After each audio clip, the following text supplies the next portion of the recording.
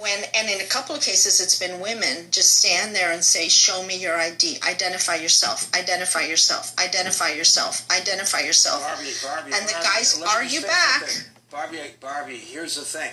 How do we know that those are ICE agents?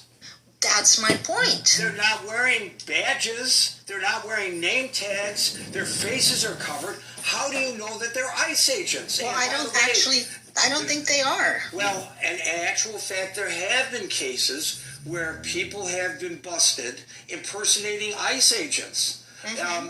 They're going around and just messing around with people, and it's not even ICE that's doing it. So here's another reason why the ICE agents should be identifiable. You want to be able to identify the ICE agents so that you know that they are actually ICE agents, for God's sake. Yeah, in the end, it would be better for them. I realize, and I know that Double made the point about the returns of violence and all of that, and that there's some truth to that. But in this case, and Marshall, we agree on this, it's just, they could easily arrest these people just normally, quietly, just arrest them. Just take the people you need to take, just quietly. You don't have to put on a show. So, to conclude, I really think it's so quiet to arrest somebody. Just to intimidate. And the reason for some of us, this is, and they know this, I'm sure. I don't know if they've thought it through this much, or it's just intuitively that they know that it strikes fear in the hearts of people. But, I have a lot of friends. I lived in Chile for 2 years.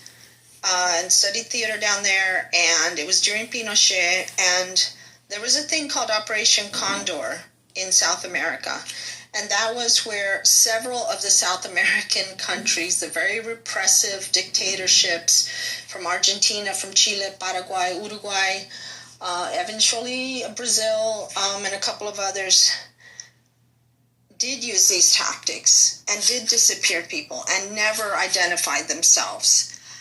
And the entire continent and now was... people from that very continent are now having to suffer flashbacks based on the manner in which, again, I'm going to mention Meryl. Meryl grew up in Oak Park, Michigan. And Oak Park, at the time that she grew up there, was a Jewish suburb of Detroit. It was heavily, predominantly Jewish. And there were survivors of the Holocaust, many who were living in Oak Park. And because of that, the police department, this is a minor point, but really to the people, it's a major point. The police department, I don't know, Mayor,